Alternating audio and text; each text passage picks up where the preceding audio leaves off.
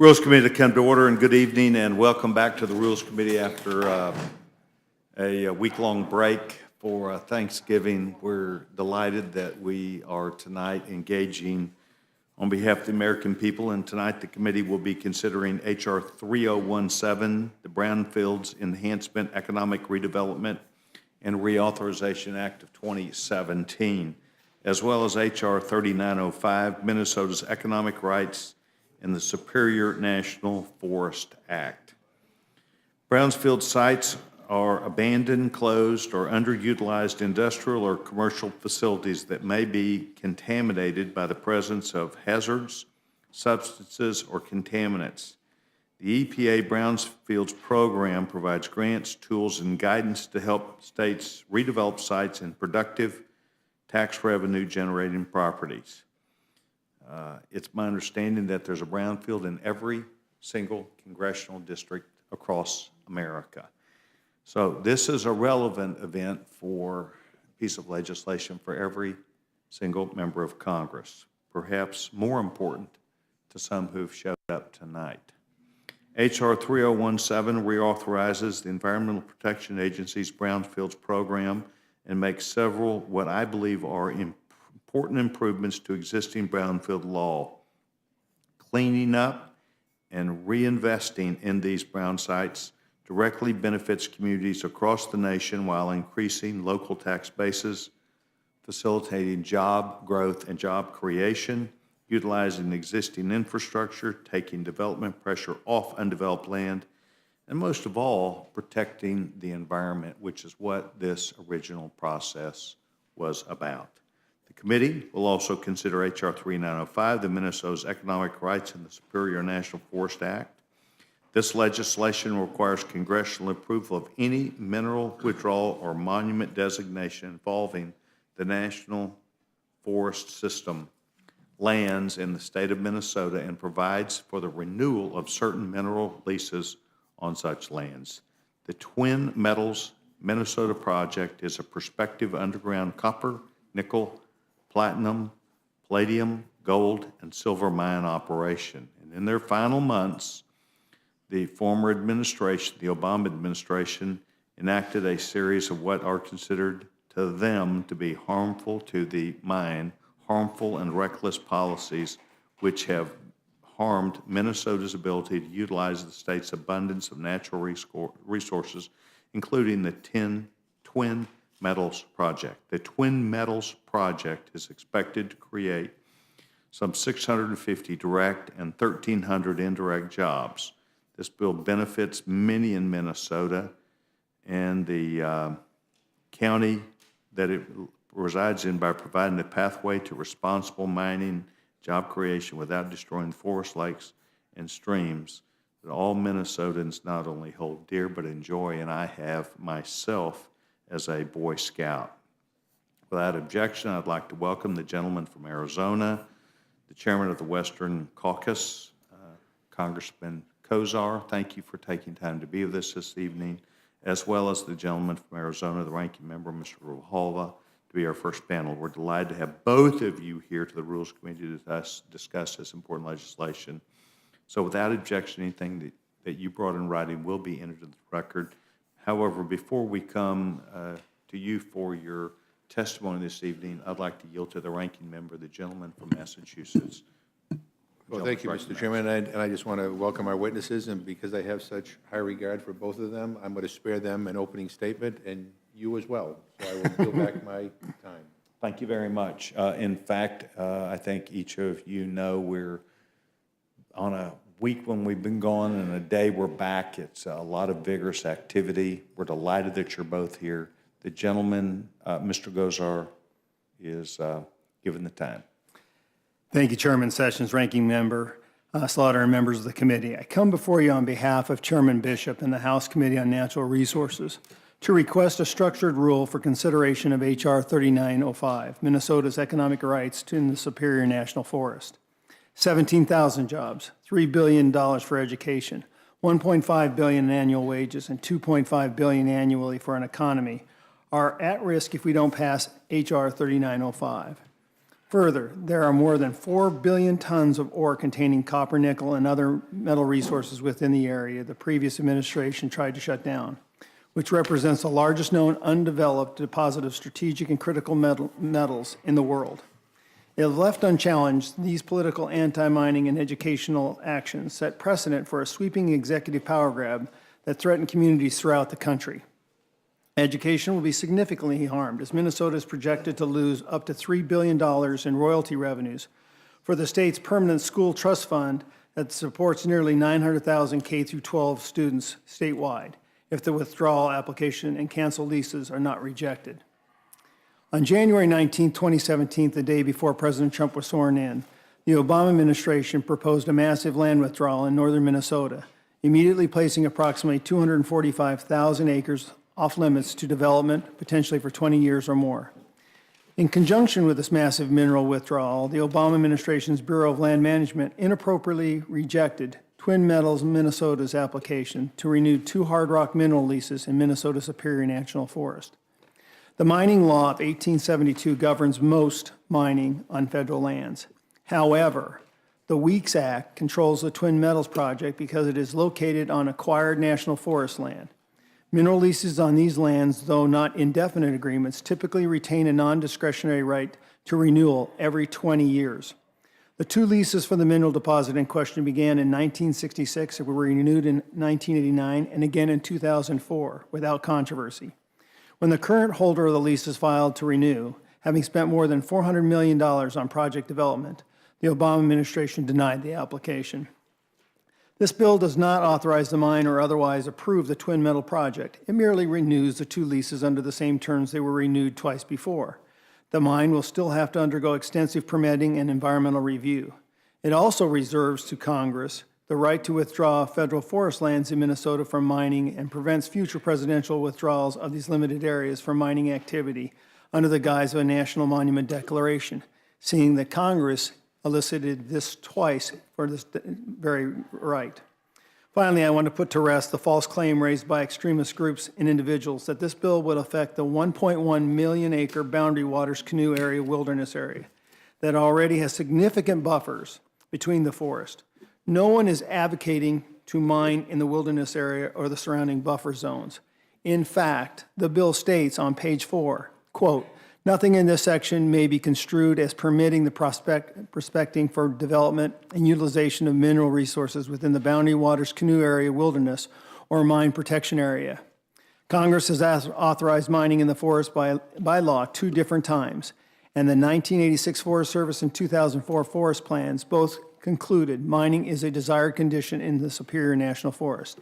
I ask that you grant our request for a structured rule for this important jobs and education and bill, and with that, I'll be happy to answer any questions. Thank you.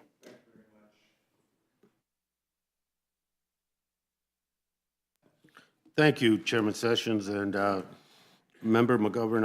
I appreciate the opportunity to be here before the Rules Committee and to testify today regarding the rule for the consideration of H.R. 3905, the Minnesota Economic Rights in the Superior National Forest Act. I think this legislation is so flawed that it should not even be considered on the House floor, but it will be. And so at a minimum, well, this Congress should be reforming our mining laws and make sure current abandoned mine sites are cleaned up before we open new mines. We will be dealing with this legislation. This legislation hands over thousands of acres of public land located next to the Boundary Waters Wilderness, one of the most special and unspoiled landscapes in America, to a Chilean mining conglomerate. It blocks the Forest Service and the President from being able to use their existing authorities to protect this area. It puts the Boundary Waters at risk of being permanently contaminated by copper sulfate mining, something that I am very familiar with from my own home state. This is not the kind of mining that the people of northern Minnesota are familiar with. Copper sulfate mining results in acid mine drainage, the same type of pollution that comes from abandoned coal mines, and it destroyed thousands of miles of streams and rivers throughout Appalachia. Acid mine drainage from these leases would flow into the Boundary Waters, into a neighboring Canadian wilderness, and into the Voyageurs National Park. This would permanently impact millions of acres of lakes, rivers, and fish and wildlife habitat and risk the entire tourism and recreation economy of the region. An economic study has shown that the mine would be a net job loser, with more jobs being lost from decreased tourism, even in the absence of a major incident that would be created by the mine itself. One more slap in the face of the American people is the sweetheart deal that this Chilean mining company gets in these leases. They pay $1 per acre to hold these leases each year. $1. That's been unchanged since 1966. And once they start producing, the company would pay a royalty of no more than 4.5%. These numbers are absurd. The rock bottom prices effectively subsidize a foreign company to mine on public land right next to an irreplaceable wilderness. I have filed an amendment to get rid of this subsidy and make the company pay a real return to the American people in the event the mine becomes operational. The royalty rate is set at just over 16% in the amendment, because that is the rate that Senator Murkowski has determined is appropriate for oil that comes from the Alaskan wilderness and the Arctic National Wildlife Refuge. If that is the cost to despoil our Arctic wilderness, then it should be no cheaper for a foreign company to despoil our Minnesota wilderness. This bill may be proposing to give away public lands to a private company, which is bad enough, but it shouldn't be also be encouraging giving away public money. To be clear, I would not support H.R. 3905 even if this amendment were adopted, but members should be given the opportunity to demonstrate that they at least support protecting the U.S. Treasury, even if they don't support protecting U.S. public lands. I request respectfully that you make my amendment in order, and Mr. Chairman, I yield back the balance of my time.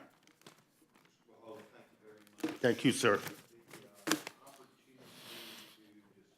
This today is not a new issue. Is that correct, Mr. Gozar? This has been an existing mine for some period of time? Absolutely. Are there, In fact, it's been renewed 3 separate times, automatically renewed. on a 20-year basis each time? Absolutely. The gentleman from Arizona alludes to the 1872 Mining Act, which this does not apply to. The Weeks Act is actually in jurisdiction of this case because it was acquired forest land. Is there objection from the Minnesota delegation in any way? This is actually being carried by the Minnesota delegation. I was able to go up to northern Minnesota to actually see this for myself in regards to duties with the Western Caucus. And this is bipartisanly looked at from Mr. Nolan and Mr. Emmers from Minnesota. Thank you very much, Chairman Cole. I have no questions. Gentleman does not seek time. Congratulations to the state of Oklahoma for their football team, number 2. Number two. Just got to get past TCU next week, and we'll see how good we really are. That will be tested. That will be tested. Mrs. Slaughter? Good to see you, Louise. It's good to see you, too. Good to be back. I'm not surprised, Mr. Connell, about the mining law that you mentioned, because a lot of the mining laws that we operate under today were signed by Ulysses S. Grant. I think they're pretty much all $1 an acre, take what you want. I can remember many fights since I've been here trying to do something to change that. I am impressed by the governor, and I think there's a split in the delegation, is there not, Mr. Emmer? A Yes, pretty sir. powerful one? What would you say the ratio is of for and against? About 2 or 4? Can't tell you that for sure. I know that there are Democrats against, and there's Democrats for, and there's Republicans for, and Republicans. Right. What about the pending lawsuit? Does that have any effect on this decision? Which lawsuit are you pending to? The Veterans? Brownfields Program lapsed fund, I've got the, sorry, turn. Here we are. In September 2016, Twin Metals sued the Department of the Interior, claiming BLM had no discretion to deny the lease renewal. The case is pending.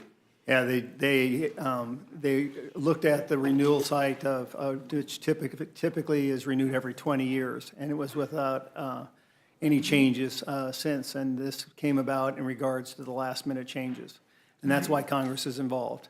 You also have to know that this designation was designated by Congress for this use of mining and timber sales twice prior in the history of Congress. And they're protecting their interests. All right. All right, no further questions, thank you. Thank you very much. The gentleman from Alabama. Gentleman does not seek time. The gentleman from Massachusetts. I don't have any question. I agree with Mr. Grijalva. I wish this bill weren't coming to the floor, especially in light of the fact that the government will run out of funding on December 8th when the temporary spending bill comes to a close, and that seems to me to be more urgent. The DACA program, hundreds of thousands of wonderful people who are contributing to our country, their lives are in the balance, and we're not even talking about that. The CHIP program expired at the end of September, and dozens of states are facing shortfalls, and money for the program is drying up. The flood insurance program will expire on December 8th. Many communities are still suffering from the hurricane, so I mean, there's a whole list of urgent things that we ought to be doing, and in my opinion, this doesn't rise to that level, but we're not in charge. You guys are, so it is what it is. But again, I appreciate you guys being here, and I yield back my time. Thank you very much. I do appreciate the gentleman, as always, and any member of the committee that will bring up suggestions of activities that the committee should be carrying on. I would want to report back that, in fact, right now there are a number of bipartisan discussions that are going on each of these levels, including some that presumptively we're going to take care of at the White House today or be a part of, and received a pretty positive briefing about the things which occurred during the week, which members, generally speaking, back home in their districts. And a good amount of work was done by not only staffs on a bipartisan basis, but also on a bicameral basis and with the White House. And so I am very concerned, as the gentleman is, that we're moving forward to meet these marks of interest that are there, of important pieces of legislation, of discussions. But I'm pleased to report back that from everything I've heard the attempt has been on bipartisan discussion, inclusion, and development of these issues to where there would be an opportunity for an agreement to be met. And so I do appreciate the gentleman bringing this up. Well, I hope the gentleman is right. I mean, maybe he's operating in different circles than I am, but I'm not sensing a lot of bipartisanship when I talk to our members. But we'll believe it when we see it, and I wish you well. But let's be fair about this. It was publicized today that there was a disagreement with the meeting.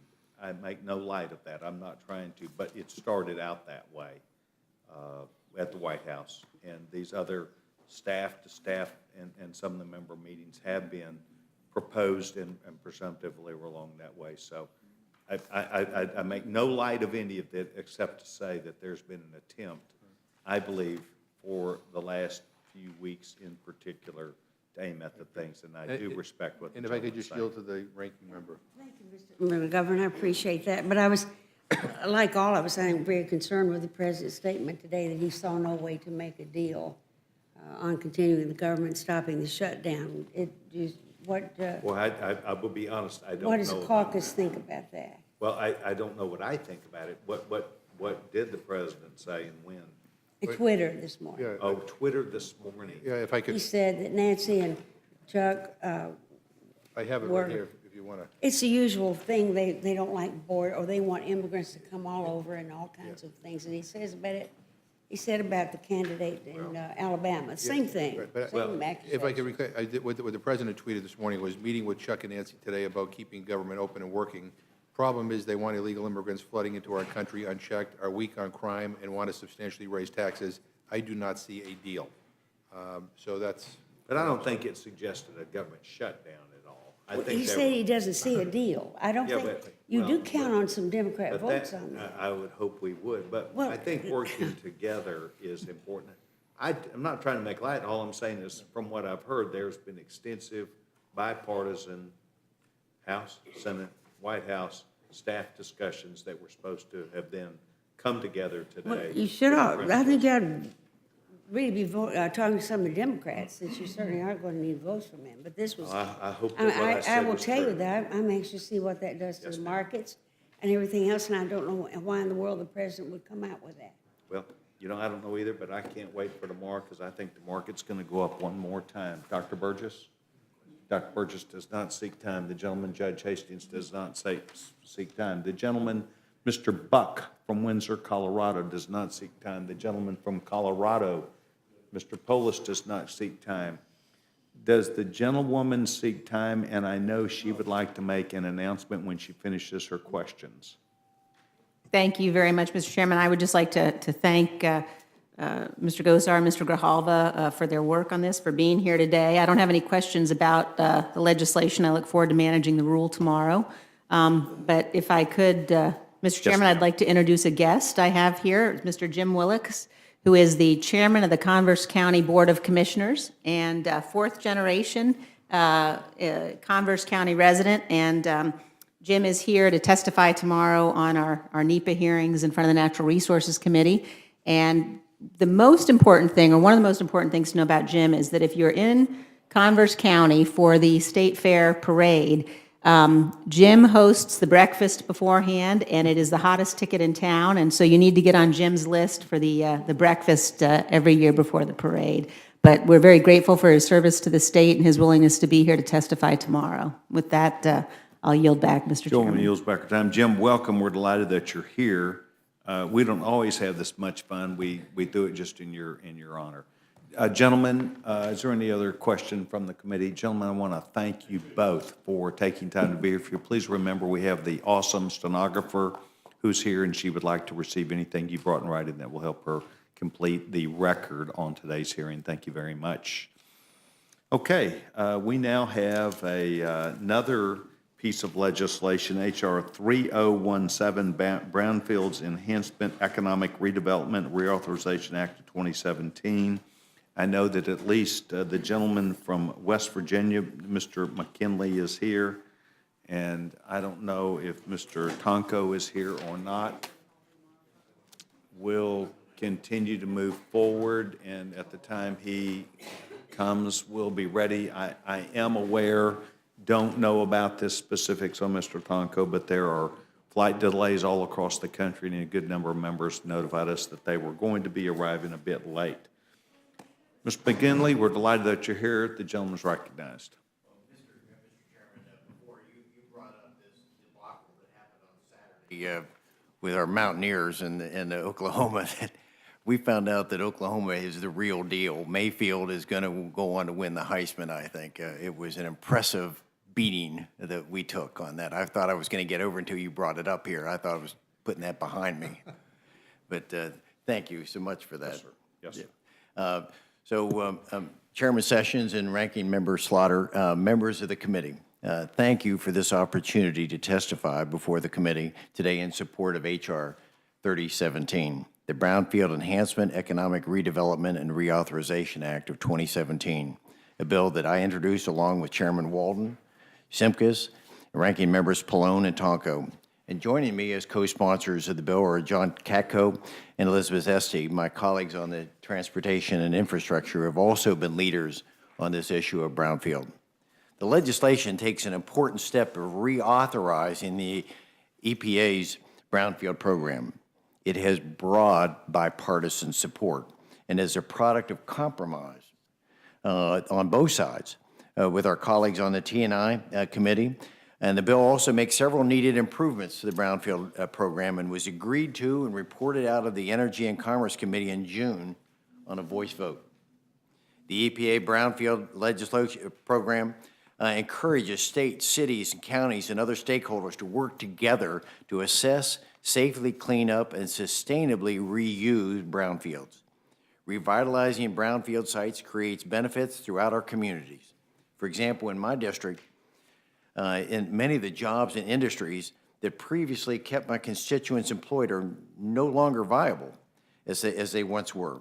And they've had to develop an economic adjustment strategy to figure out how to attract new industries and utilize the assets of the region, like location, workforce, and existing infrastructure. A big part of the challenge is securing land, especially in West Virginia, on which to develop new industries and it means locating and considering abandoned, contaminated mills, industrial sites, and in other words, brownfields. Now, off script for a minute, when we had a hearing in Energy and Commerce, Paris Clendenin, former governor of Maryland, quoted the statistic: there are 450,000 brownfield sites across the country. So, Chairman Sessions, you said there's one in every district. There's probably far more than one in every district when you think of 450,000 sites across the country. The states and local governments, community groups, local banks, the EPA, and other nonprofit development organizations are trying to work together to secure grants and loans necessary to tackle the blight and work towards the economic rebirth of those regions. Which brings us to why we're here today, Mr. Chairman. H.R. 3017 reauthorizes the EPA's Brownfield program, makes several key improvements to the program, such as the creation of multi-purpose grants, which will allow grant funds to be used for multiple purposes, including brownfield assessment and cleanup, which will provide flexibility to communities trying to clean up multiple brownfield sites within an area in a community. The bill also clarifies whether a tenant is eligible for certain liability protection and whether petroleum sites can qualify for brownfield funding. The bill also provides liability relief to municipalities who voluntarily acquire brownfield property through their authority as a sovereign, such as through foreclosure, tax delinquency, bankruptcy, and abandonment, which will allow local units of government to address these contaminations on the property. The legislation also increases the limits for remediation grants from $200,000 to $500,000, which will allow more brownfield sites to get cleaned up quicker. The bill provides for a limited amount of grant funding to be used for administrative costs, which will allow small and rural communities to be able to receive and utilize grant fundings. Last but not least, the bill sets aside grant monies to be used by tribes in small, rural, disadvantaged communities in order to clean up brownfield property. In July, our colleagues on the T&I committee passed a bill similar to 3017. We have spent many months working together, looking at places where our bills differ and working through these differences. There has been a compromise on both sides, but the result is the Rules Committee print before you today. So, Mr. Chairman and Ranking Member Slaughter, thank you again for the opportunity to testify, and I'll be happy to answer questions that you may have. Thank you. Mr. McKinley, thank you very much. 4 years ago, I believe, about 4 years ago, I became engaged in helping a city finalize through the brownfields legislation, working with the EPA to take a piece of land that had been sitting dormant for some 40 years, 35 or 40 years, but was not moving an inch towards resolution. It was a piece of property that needed to be cleaned, needed to be fixed, needed to be reused, repurposed. And I want to say that the EPA did a heck of a job. The regional administrator under the prior administration met with me. We worked with the city of Wiley, Texas, and it got done. And it was an amazing issue to see resolved right before our eyes, something that I assume for 30 years had been a problem. It just took a lot of willpower, I think, more than just hard knuckle work. We've got to fix these places. I've looked at a place in West Virginia that you know well called the Summit in Bechtel, West Virginia, that the Boy Scouts of America, in an effort, I don't know exactly how, but either purchased or partially purchased a large acreage that has become our national camp now in the eastern side of the United States that was, I guess, entirely what could have been some area that could have been a brownfield, but that was corrected and updated and done properly and turned back over. That's why this is important. I think what we're doing today is important. And a guy from Dallas, Texas, has personal contact with 2 different places that needed help with the law, with a balanced administration, with people who want to get it done, and I'm delighted that you're here. Thank you very much. Paul, welcome. Without regard for anything, we're delighted that you're here. We've given an opening statement by Mr. McGinley. We've allowed for anything that you bring in writing to be entered in the record, but I want to allow you time to make an opening statement as the gentleman chooses. You've got help here. Mrs. Slaughter's here. Your full team's assembled. The gentleman's recognized. Thank you. Chair Sessions, thank you, and Ranker Slaughter, thank you. Members of the committee, thank you. I'm pleased to be here tonight. I usually don't have the opportunity to testify on a bill that we all support so strongly. The bill before us today, the Brownfields Enhancement, Economic Redevelopment, and Reauthorization Act, represents what we can accomplish when we work together for the good of our local communities. EPA's Brownfields program is a proven, results-oriented program that changed the way contaminated property is perceived, addressed, and indeed managed. By almost any metric, the Brownfields program has been a remarkable success. Removing public health hazards by cleaning up contaminated sites is incredibly important for the surrounding communities. I see it in my hometown. I see it throughout my congressional district. Since the program's inception, more than 27,000 contaminated sites have been assessed or remediated, allowing communities to create new developments. With financial help from the federal government, communities can clean up contaminated sites and prepare them for redevelopment.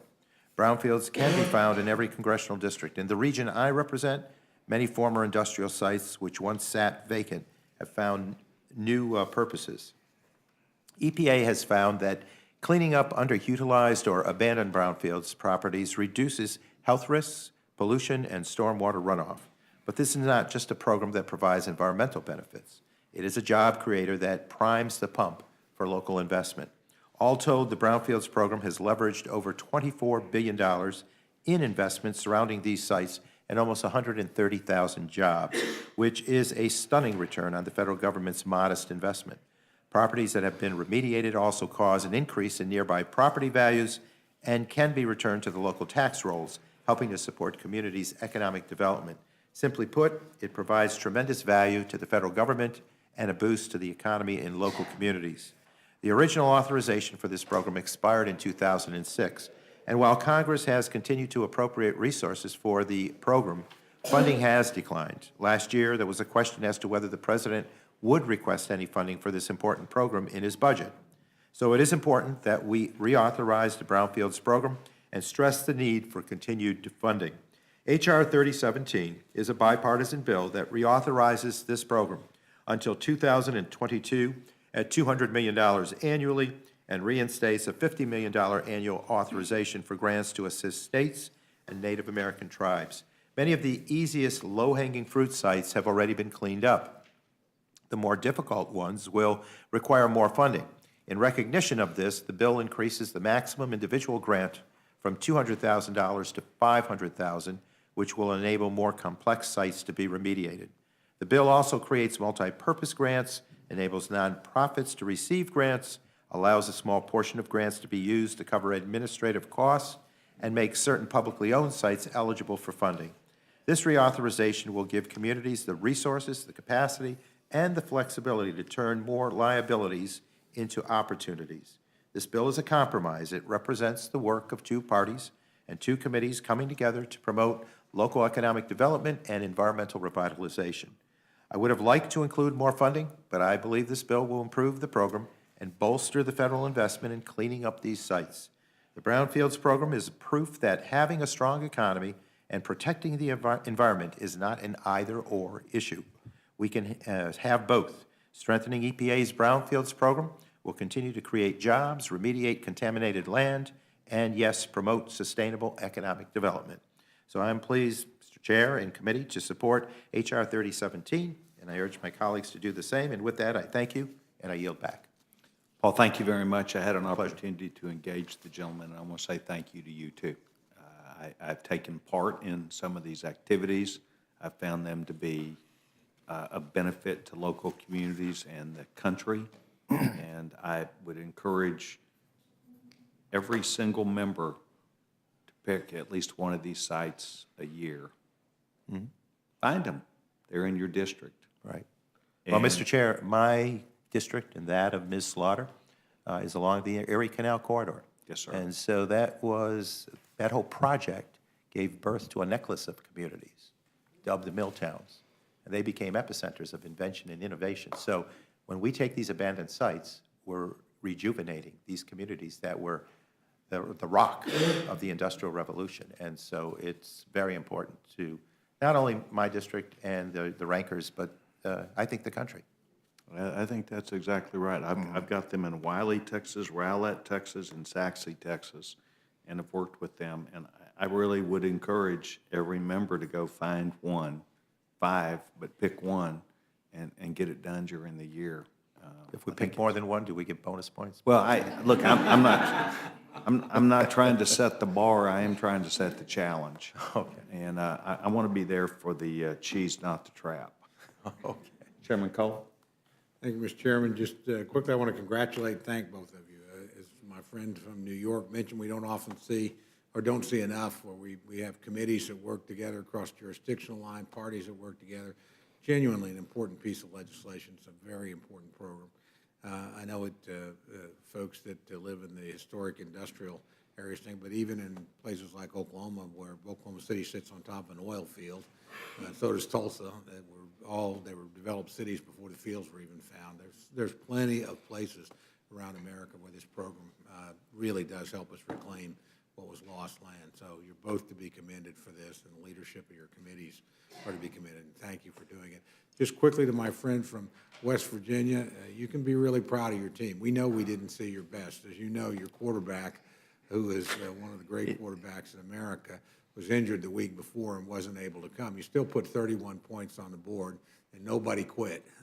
They're a really good team, and they're a team that frankly represents you very well. And I thought for a young man that was making his first college start on the road in the home of a pretty jacked up Oklahoma team, he committed himself well. And you got the best receivers in America, man. For 86,000 people. Yeah. It's a home game next year, Mr. Chairman. We always have a tough game in Morgantown. We haven't lost one there yet, but we know it. We've sure come close, and we won't have Baker Mayfield next year, but we will have the guy that got a 66-yard run on the first play. So we'll be ready to play you, but you'll be ready to play us too. That's a great team. They acquitted themselves really well. They really did, and again, they were playing somewhat handicapped by not having their very best players and one of the best quarterbacks again I've ever seen play. That kid is great. Will Geyer. Yeah. Is he a senior? Our guy will be a senior next year. Will Geyer?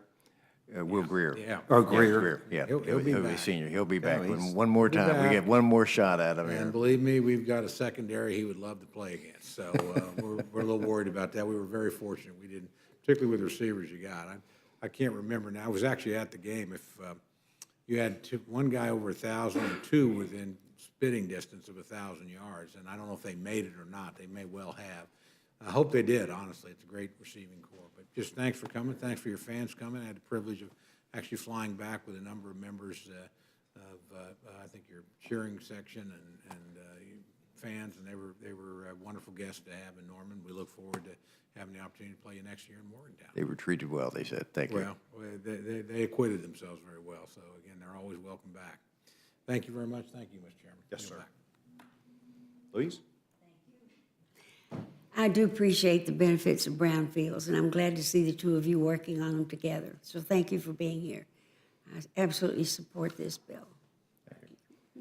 Awesome. Thank you, gentleman. Yields back time to the gentleman from Georgia. Thank you, Mr. Chairman. Yes, sir.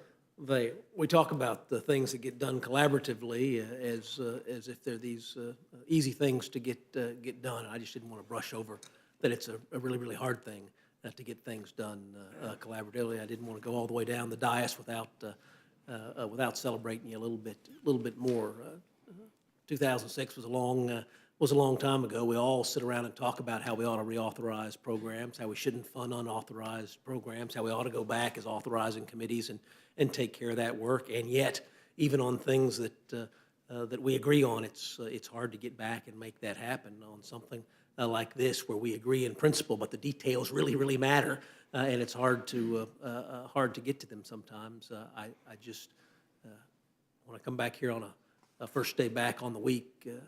I always start with a great degree of optimism. I just want you all to know you have given me even more optimism today than I ordinarily come back with. Share with me this. What is the $200 million for the brownfields sites, $50 million for state implementation? What goes on in the state implementation side of that? What is the distinction between what's going on in direct brownfields grant funding and what's going on in these grants that are going directly to states? Technical assistance, education programs, that's what primarily would take place with it. But go back to that $200 million. I know this isn't the assignment here tonight, but we've got to move from the appropriation level up, because they're spending every dime and we're only appropriating $150-some million out of a $200 million authorization. So it's no wonder we're falling further and further behind as a result of that. We've got to talk to the appropriators to get more money. You're saying with a lower cap that exists in law today than what you all are proposing, we're already spending every penny. You more than double the cap, but we're only raising the authorization by $50 million now. Yes, that's right. Because we got to get this work done quickly. When some of these projects will take multiple years to do based on $200,000 at a clip, but going to 500 will clean them up quicker, and we'll get some of the people back in those operations, those locations to remediate and use those sites for other use. Now, it's already been talked about that the outcome of that has been demonstrated nationally. We all see a lot of numbers around here in Washington, but the national number is $16 back for every dollar that's spent in remediation. But in West Virginia, in my district, in the 1st District of West Virginia, the average is $35 back. So the quicker we can get them back usable properties again, the more we're going to get people working. That is incredibly encouraging.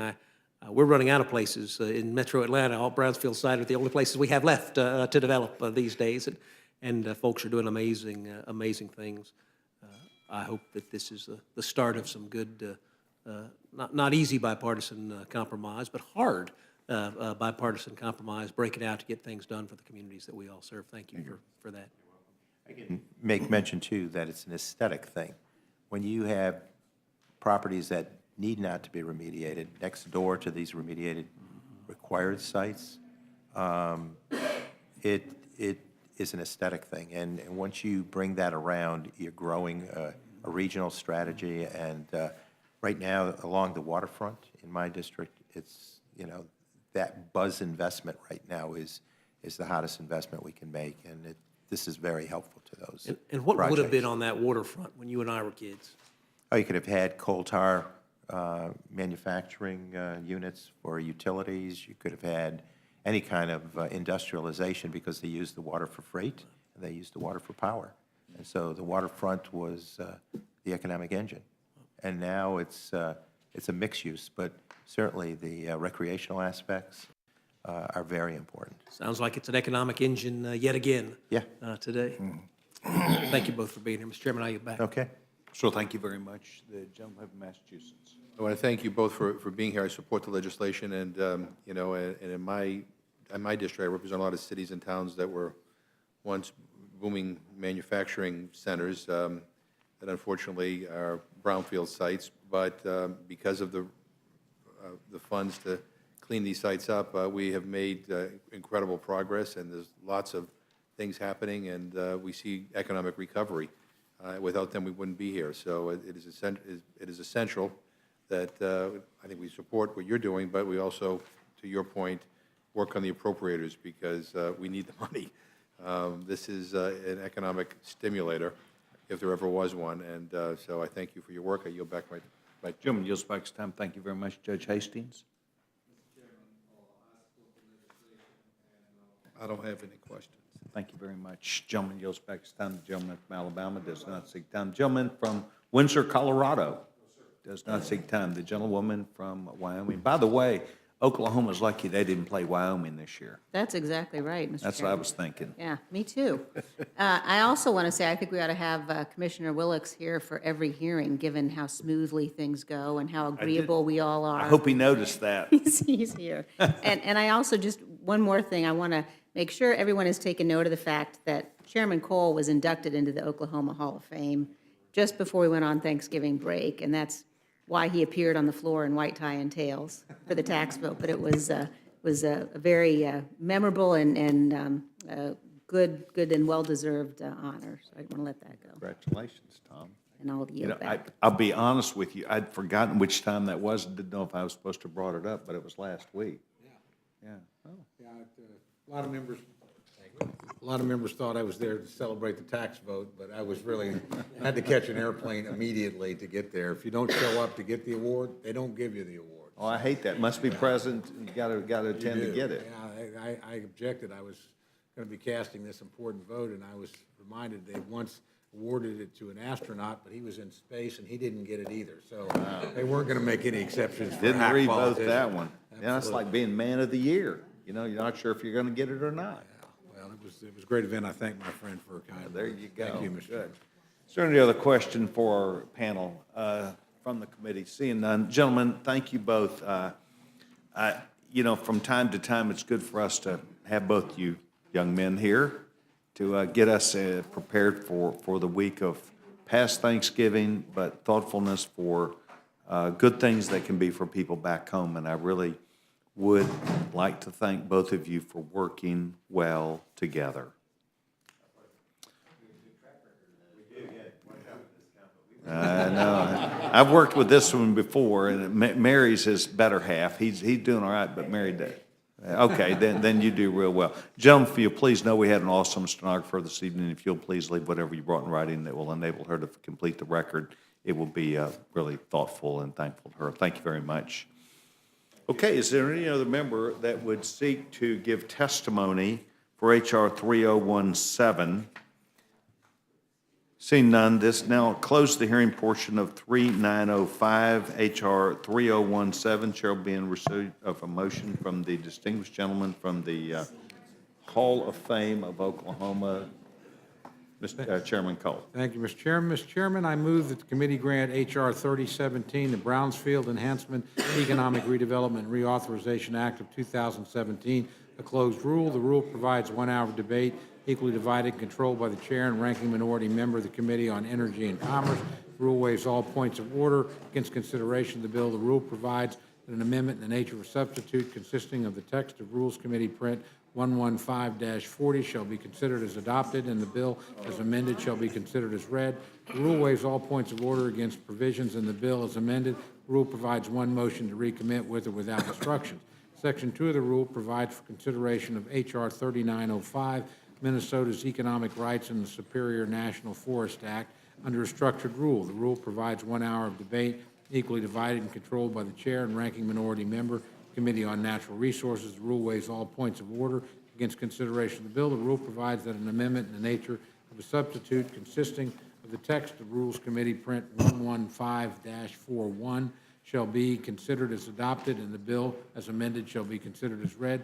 The rule waives all points of order against provisions in the bill as amended.